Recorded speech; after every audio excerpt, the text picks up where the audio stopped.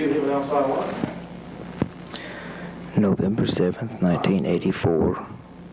Yes. This is Joe Todd, an interview with Mr. Truman Smith. Asking for somebody. Okay. Well, let us get that. Get the sources, the real sources. Well, let's do some on you too. What your family's been doing too. This isn't just they said it's a history of Oklahoma. So let's get some on you and tie this in.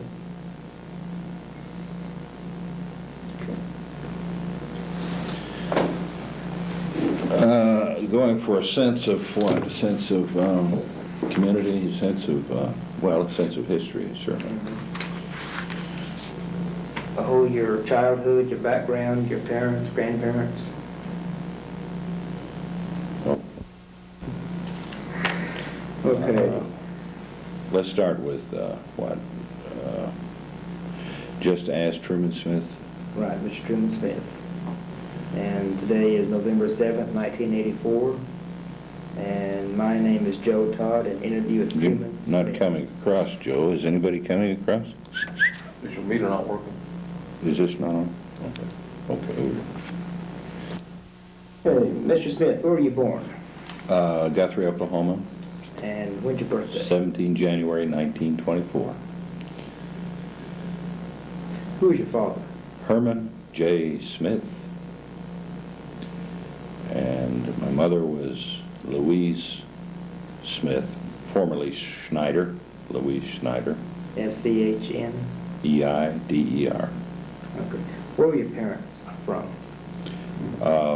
My mother was born near Mulhall, Oklahoma, on a farm, John Snyder Farm. And my father was born in Warrensburg, Missouri. His father, Jesse Smith, had come down for the 89 land run. No, it was the Sac and Fox, I believe, east of Guthrie. And with he and his brother, Joe. Did you know your grandfather? Yes. Did he ever talk about making the run? The fact that he had, I mean, he had known in Missouri, not Jesse James, but Frank James, and had been in the horse business as well as a farmer, but had come down to make the run and had staked out with his brother Joe Smith. How did he make the run? On horseback. On horseback. Right. And then they staked out near Meridian, Oklahoma, east of Guthrie. And the next morning, he sold his claim for $50 and went back to Missouri. Okay. I don't know, his brother, Joe Smith, stayed, and, but he went back because his wife, I guess, and family, everything were back there. How long did he stay on the claim, on the homestead? Overnight. Just overnight, that's all? I think he mainly accompanied, you know, his brother, and then he sold it for $50 and went back. When did he return to Oklahoma? Then he returned about 1918 to Guthrie, Oklahoma. Had come there for the waters in Guthrie, Oklahoma, because he had arthritis and things like that. And I think it may be worthy mentioning, for cross-reference, that there were, now this is rumor, and I have nothing factual, but as I understand, the waters tasted so bad in Guthrie that the pioneers did dislike the taste, the smell of the waters, because there were several kinds, that a fellow named Wrigley mixed some flavoring with paraffin and was selling it until later on he came across chicle to make gum. This was a problem that existed with the taste of water in Guthrie. I've often thought, what if he had taken another course to solve the problem, in that, as I understand, there were 7 different waters in Guthrie, mineral waters, which is more than Hot Springs, Arkansas, Baden, Germany, Bath, England, or any other minerals, springs, wells, any place in the world in Guthrie, Oklahoma. So my only first encounter was as a Boy Scout overnight. I drank out of the wrong well and got diarrhea, but...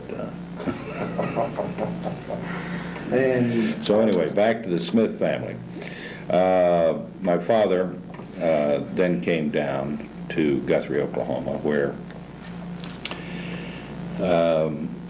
he worked, I think, with my grandfather, who worked with groceries and also a candy store and things like that. But my father went into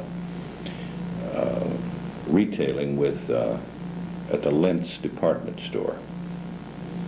And there is where he met my mother, Louise Schneider, who was a milliner. In those days, they made hats. And that she had been trained in Kansas City on how to make hats. And they got married.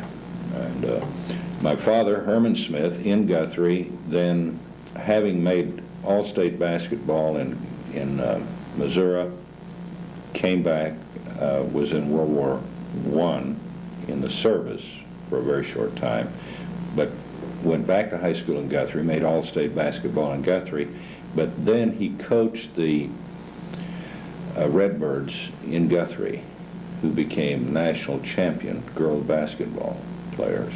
And they had, on 2 occasions, playing Canada in Guthrie. And the Redbirds of Guthrie lost both times. But on the first occasion, they had Dr. Naismith, who invented basketball, and Fogg Allen, who was a coach, I think, in Missouri, Kansas, was there.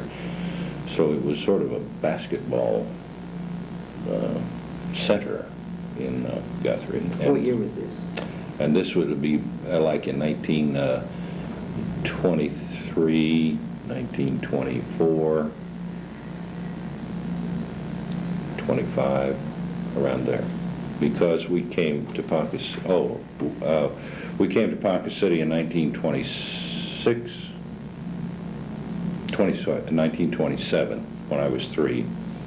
And my father, Herman Smith, then was managing the Lentz department store that had opened up in Ponca City. How come you came to Ponca City, your parents? He came to manage the department store, Okay. the Lentz department store here. Right. He had been managing in Guthrie, and then he came here. Did you know Mr. Lentz? I didn't know Mr. Lentz. Then the store caught on fire, burned down in, I think it was 28 or 29, not like 1920. It was in, I believe, February of 29 or something. But as we know, the crash came. The store had burned down, and my father was without a job. And there was the Depression. There were no jobs to be had or anything like that. But he knew some suppliers who furnished him some boys' clothing, and opened up a boys' clothing store. And it was in those days that, there being no money and the banks having closed, I think in like 30, people would sign chits, or there was an honor system where you would sign off and everybody was worth $10. So you would trade signatures for groceries, for clothes, for everything, so they managed to survive. Also able to survive by officiating basketball and football as a referee. And in 1933, I believe it was, he and a fellow named Red Smith with Dr. Naismith rewrote the girls' national basketball rules in Wichita, Kansas for the AAU. And those, I don't know enough about basketball, but the two-court system or whatever, those rules are still used today, that Herman Smith, or Smitty, and Red Smith wrote. So we grew up in that era. What was the name of the store your father opened? Smitty's. Smitty's. S-M-I-T-T-Y-S. We're now completing 56 years of that store. But there were interruptions along the way. I had a younger brother, John Smith, who now lives in Stillwater, but he was born about 1929 when this happened, well, when everything caved in. And so as we grew up, then I went into the service when World War II came. My father went into the service, my mother, and then my younger brother, who is like 12 years old, stayed to run the store. Then after the war, my dad came back, got started again, or the business continued, but he was back in the clothing business. Your father joined the Army in World War II? In World War II, the Air Force. He went into the Air Force. He was direct commissioned as post-exchange officer. I went in into pilot training. How old was your father at that time? Well, let's see. I don't know, because later on he got recalled during the Korean War and went to Korea too. So he served in World War I, World War II, and Korea. He was, I think, 25 when I was born. Did any of your grandfathers or great-grandfathers fight the Civil War? No. My father has done some research on lineage, and every one of my great-great-great-great-grandfathers, and everybody, had been in the military, including my father, myself, my brother, except my grandfather was the only one out of all. Going as far back as we can, there was a Captain Smith in England, sort of where the thing begins in the U.S. Revolutionary period, was in love with a gal in England, and they sent him off to Scotland to break the wedding up. The girlfriend then was going to follow him, was shipwrecked in a storm, picked up on a ship that was coming to the United States, came to the United States. I mention this maybe for historical reasons, but the oddity of it, she came to the colony, or to the settlement in Virginia, and her father had been given a plantation. Although he was in England, she lived on the plantation, having accidentally come to the States through this shipwreck. There was some trouble with Indians, so they sent the military. And among the military was this Captain Smith, who had been sent to Scotland, who was her paramour in the first place. And they met in the States again and were married, and that was the beginning of the Smith clan in the United States. And evolving out of that, Mary Weathers, I think, with the names, was the governor of Virginia, was also in lineage. So, and then there's I'm not that much up on it, but I can't tell you all the details. But as far as Oklahoma history, this brings us up, I think, to contemporary times as to,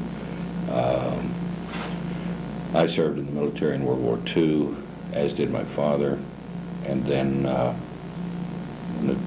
after that he came back to the clothing store, was in the Air Force Reserve, as was I. I wasn't here. I left. I had flown combat in Europe and then South America as a bush pilot, and I ended up finally in Hollywood directing television. But my father was recalled during the Korean flap, and he was mayor of Park City at the time. But no dispensation from that. They sent him to Korea. So his third time in service, he served in Korea. And when he got finished with that tour, came back to the States and was re-elected mayor without opposition. In other words, to more or less finish the term that he had started. And then my brother, my younger brother, John Smith, went into the Air Force also, was a pilot and flew air rescue. So all three of us were Air Force, and all three of us have retired lieutenant colonels. Not military, but military. Right. You know, as most Americans are. What are your early memories of Ponca City? Well, without any outside reference, it was fine. Some people talk of depression. You don't know anything else. I think we were more fortunate than most people as far as depression. Okay. Because, well, growing up as a kid, not knowing depression, not depression, anything else, we had swimming pools. There was the free pools. I lived on the west side of town. Mr. Wentz had built the Lincoln Pool over there. We didn't have the Wentz Pool outside of town yet. There was the Bogan Pool on the east side of town. So in the summertime, we had 2 free swimming pools. You were only allowed to swim 1 hour. So we'd swim 1 hour and then go at the other pool and then swim 1 hour. And each day, because of the number of kids, they would allow you to swim 1 hour. What about Mr. Marvin's pool? Did he allow kids to come? I wasn't on this side of town, so I don't know. I was not involved in, I'm sure there were kids allowed to swim over here. But there was no, When did you first decide to go in the military, in the Army? okay, I graduated high school in '42. I was interested in aviation, having started flying before that. I soloed when I was 16 and then was a private pilot when I was 18. Who taught you how to fly? Out at Smyer School of Aviation here in Ponca City. And save your lunch money and, you know, clean the airplanes and work around the hangar and whatever you could to get flying time.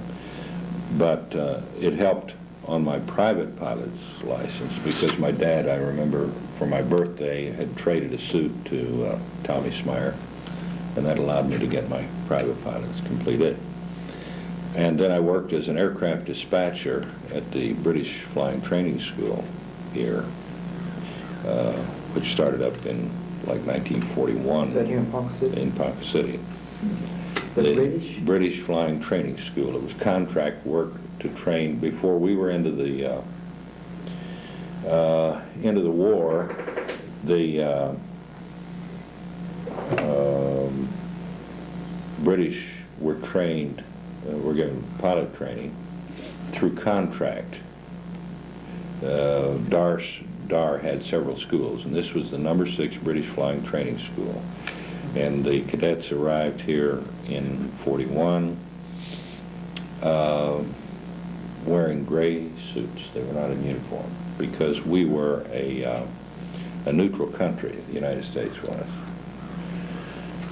Had a reunion for Right, little they just had a pilots 40th reunion, They did.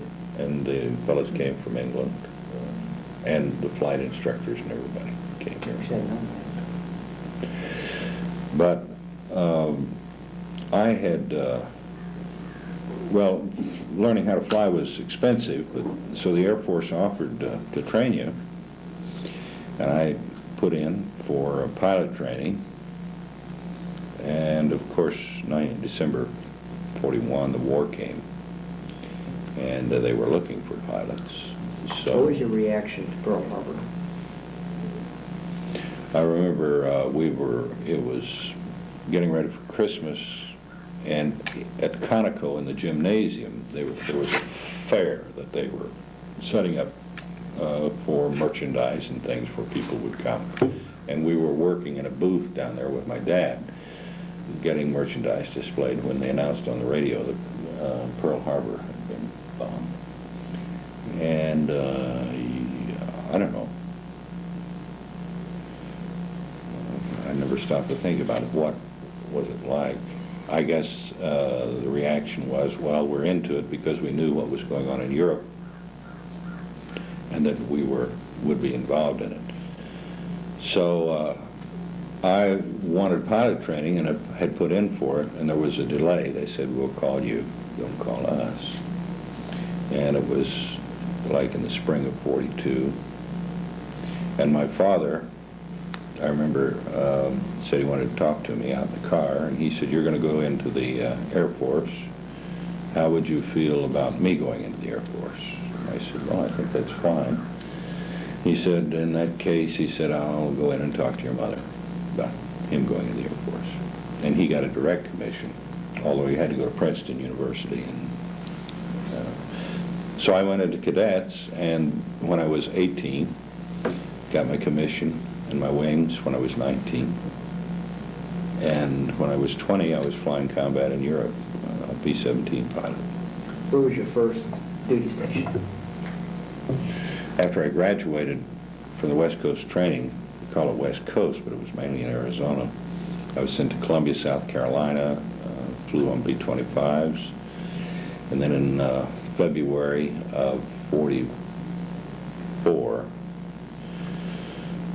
the losses were so high in Europe from the aircrew members that they needed to fill in on crews over there, so they sent me to Drew Field, Tampa, Florida, and assigned me to a B-17 crew because it had already started training, and I filled in as co-pilot and went over in March, started in March, got there in Europe in April of 44.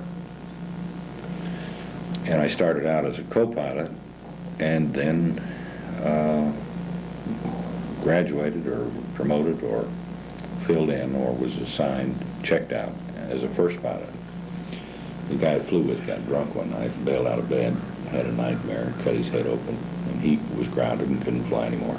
So I checked out and finished my tour as a first pilot. Now, what do you mean first pilot? The guy in the left seat. It's the first pilot, and then you have a co-pilot. Okay, who's the aircraft commander? And the first pilot was the guy in the left seat. So I started out as co-pilot. I didn't go through the regular training, but having had enough missions and having flown enough. In fact, as co-pilot, I was flying as instructor pilot before I was ever first pilot. But finally, I moved into the left seat as first pilot, and I finished in July of 44. I was still 20 years old. I think back, I can't believe that would happen, because you've got a crew of 9 or 10, including counting yourself. You're responsible for everybody's lives, and now with the children who are 19, 21, in my perspective, it's hard for me to digest that anybody 20 years old would be flying as first pilot in combat. But on the other hand, I think you'd have to be that age, because today I wouldn't, nor could I do it. Where were you based on the bombing missions? Where was your base? In England. Where in England? It was Great Ashfield was the field. It was north of Ipswich. You flew B-17s? B-17s. You were to do, when we got there, 25 missions. And when I got up to about 23, they changed it to 30 missions. And I got up to 28, they changed it to 35 missions. I knew of one crew that had finished their tour early on when they had 25 missions to do. I didn't know anybody else then that ever finished their 35, although people did, because the attrition was terrific. And I think I was probably among the 3% of my graduating class who survived the war. There were 300 of us, so 30 of us, I think, got through the war. What's the bomb load on a B-17? Normal bomb load is 6,000 pounds, 2,700 gallons of gasoline. If you were going on a deep penetration, you might not carry that big a load to increase your range. And when you consider you're sitting on top of 2,700 gallons of gasoline and riding about 6 feet in front of 6,000 pounds of high explosives, and people are shooting at you both from the ground and from the air, that's not a good situation. Would you describe one of your bombing missions? What do you do when you're on a bombing run? Well, I don't know what this has to do with Oklahoma history. People doing military research. Oh, I see. Okay. The worst mission was in April of 1944, 29th, I believe, of April, when the mission was to Berlin. I flew with Captain Vance, who, through history, I have since found out I belong to the 8th Air Force Historical Society and also our bomb group. He, I believe, is a minister somewhere in New England, still alive. And I can see why he would become a minister. But anyway, we went out, there were 27 make a group, 27 B-17s in the group. With spares. We took off as a spare to fill in case somebody had trouble and couldn't make it. And several people had trouble, so we filled in. So there were about 30 of us went on the mission, started on the mission. There was weather en route to Berlin, and there was a navigation error, and for some reason we got out of the bomber stream. The bomber stream being almost a highway that you establish going one group following another group. That's a bomber stream. But the weather was bad, you couldn't necessarily see everybody lined up going in. Then, when we did get in the clear, we were off course. The policy of the Luftwaffe was to, because the 8th Air Force was becoming so strong, was to take advantage of anybody off course or stragglers or anything like that. So somebody called bogeys 3 o'clock high, and I looked out to the right at the 3 o'clock position, and there were maybe a dozen fighters, enemy. Well, you can't tell at the distance like a silhouette, say this is a friendly and this is a, but the type of formation they fly, that they were indeed bandits or enemy aircraft. But they didn't attack, they flew, and then they were joined by more and more and more and more, till finally there were about 200 and some Messerschmitts and Focke-Wulfs against the 30 of us. Then they finally got their group together and came around to the 12 o'clock position, 12 o'clock high, and then came on in, head-on attacks. As they came in, and I remember the commander saying, "Okay, boys, this is it, on your toes." And they came in. The leader was in a Focke-Wulf 190. And he rolled to put his armor plate and dropped down below, and the others, the rest of the group, the other 200 came through us. There were collisions, mid-air collisions, planes running into each other, planes blowing up, some having engine trouble, dropping back, trying to maintain group integrity so that you could bring most of your firepower. There's an ideal formation like so, because each B-17 has 13 machine guns, and it was decided that their decision was head-on attack was best, and our best formation was a box, staggered from the lead squadron up to the high squadron, out to the low squadron. We had started in the high squadron, but we were having trouble keeping up, so we dropped down to gain speed and then got into the lower squadron. And you tend to kind of straggle out, because a little bit on the leader's throttle, and it's that much on the last guy's throttle. So anyway, we tried to stay as close as we could. Then they go around and queue up again and come in. Pretty soon it's not a group, it's a circle that is continuous. It goes on and on and on, and planes are dropping and blowing up, and somebody in front of you blows up. There's a ball of fire, and there's propellers and bodies and doors and things, and you're through it, and then you try to close in where he was. And it goes on and on. And there are fewer and fewer of you, and you wonder how long it's going to go on. And you hope to get to some target area where there's flak, because the fighters won't follow you into flak, because they don't want to get blown up. But we finally picked Magdeburg, which is outside of Berlin, instead of the Berlin target, and went into the target area to drop our bombs. As I understand, no 8th Air Force group was ever turned back from dropping their bombs.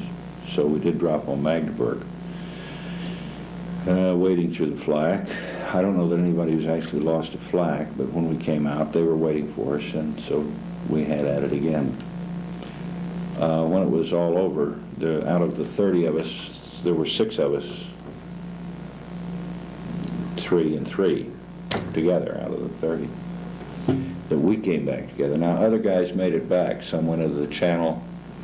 Some eventually made it back. But as far as the group and the integrity of the group, the time the Germans quit, there were only 6 of us that we came back. And that was about the worst one. That was not the only one. There were interesting ones, dropping supplies to the French underground at low level. What kind of supplies? Ammunition, food, everything else. This was coordinated. Was it a parachute drop? Mm-hmm.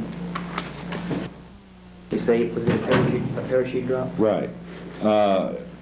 It was a highly classified. We made 2 of them, 2 of these underground drops to the Free French, or the Maquis. Walked in on the briefing in the morning. There was somebody at the door to identify you, personal identification, to allow you in. And we couldn't understand. We knew something was different, but there were French officers and British officers at this briefing. And they told us that what the mission would be. They had canisters about 8 feet long, packed with supplies, ammunition, arms, food, everything else. And they said, into the Grenoble area, and it will be low level, you'll go in and you'll find 3 smoke bombs in a field. Now, this is all in German-occupied Europe. But you will, the underground will have set off 3 smoke bombs, and that's the target area. And you're going in the back door into this occupied country. And I had some doubts. How do I know there's going to be 3 smoke bombs, or how do I know that, oddly enough, we were instructed that whenever you were going on a mission, if you couldn't find your group in all of the confusion, join with some group and go on a mission. And we had that happen to us. We were just leaving the English coast when a B-17 came into our group. Now, we were the only ones carrying supplies, highly secret. Nobody ever did it. So anybody other than us had to be loaded with bombs and not supplies. And into the group sidles this B-17, loaded with bombs. I know loaded with bombs because I later, by accident, met the guy that was flying this aircraft. I met him in Bedford, England. Normally, as you leave the coast, you're climbing. You're going for your normal altitude of 27,000 feet. In this instance, instead of climbing, we started letting down toward the enemy coast. And this guy, he had his figure. Where are they going? You know. He wasn't in on what was going on. But he's not going to fly out there alone, so he stays with us. And we go down low level, fly across France to southern France. Now, I alerted the leader that we had been joined by a B-17 that probably had live ammo. And they were on different radio frequencies. So I had the tail gunner try to flash him with a red light with the Aldous lamp. But the leader worked it out, said, as we got in toward the target area, he assigned 2 aircraft to fly escort on this B-17 loaded with bombs and take him out of the formation. And then we would go in and drop, and then when we came out, 2 others would take him while those 2 went in to drop their supplies. This was not in the plan, but was devised because you can't go in and dropping supplies to people and unload 6,000 pounds of bombs on them. So as we approached this valley near Grenoble, there was 3 smoke bombs in this very peaceful valley. And we passed over the meadow. There was a horse cart with a man.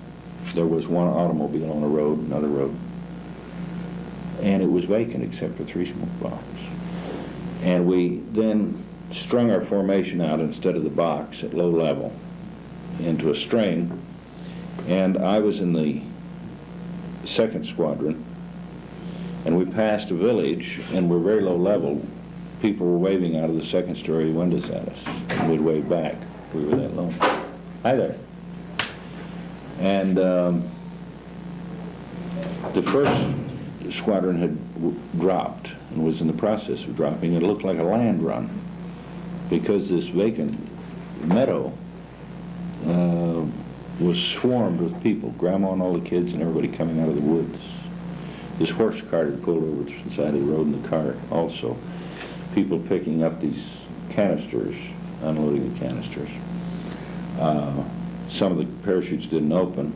I didn't see anybody get hit, but I was concerned, you know, that some of them are thumping right down among all the people. Hundreds of people trying to pick these up, and then out we come. On the way out, my tail gunner called as we started climbing back up to altitude, and he said, there's bandits overhead, and they're coming down. There was 6 Messerschmitts, and we were at low altitude, and sitting ducks, and down came 6 Messerschmitts. Like I said, this was a mission never before done, and you never found B-17s over enemy territory that low.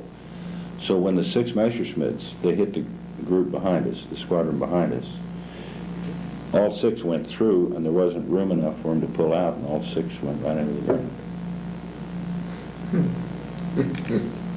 So, Twist of fate. yeah, right.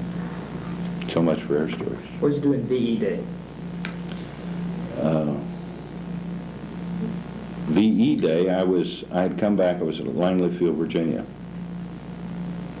And a guy named Bill Usher that I'd flown with over in Europe was in the hospital there, so I said, let's go celebrate. So we went to a carnival, just he and I, and he had been a carny, and gave me some insight into carnivals that I wasn't aware of before. But I remember we got on a ride, an airplane ride at the carnival, 2 ex-combat pilots. And you could make this thing roll around the longitudinal axis by controls, but you couldn't roll it very far. So I said, if we start to swing and roll the controls, we can probably do a slow roll. And we got swinging and rolling, and sure enough we did a slow roll, but when we did, there was so much slack in the seat belt, the common seat belt we had, that we fell into the cage upside down in the center of gravity, trapped us upside down, and there's a button on the back of your cap, and it dug a hole in my head, and I'm bleeding and sitting on my head with Bill Usher upside down in this carnival thing, and the guy had to stop the ride and get these 2 ex-combat pilots out of this carnival ride, and the blood's running down my head, and we're laughing like crazy. And that was VE Day.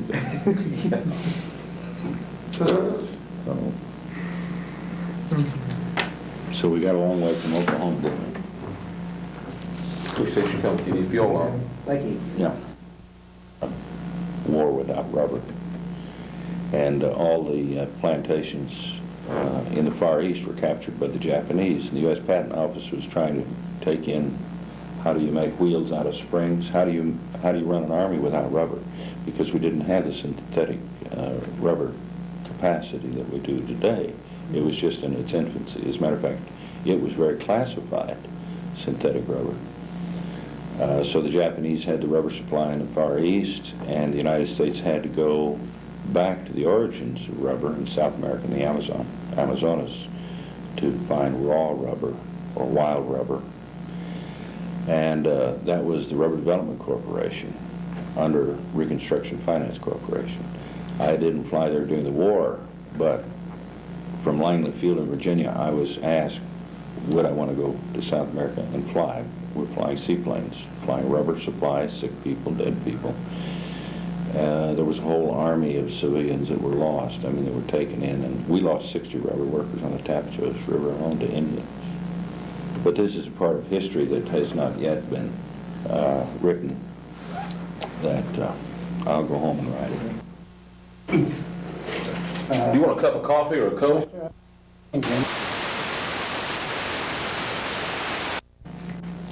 It came from Louisiana. Everybody was Boy, that Louisiana. when we got there, This is a Cajun country. yeah, very interesting country too. Okay, this is November 7th, 19...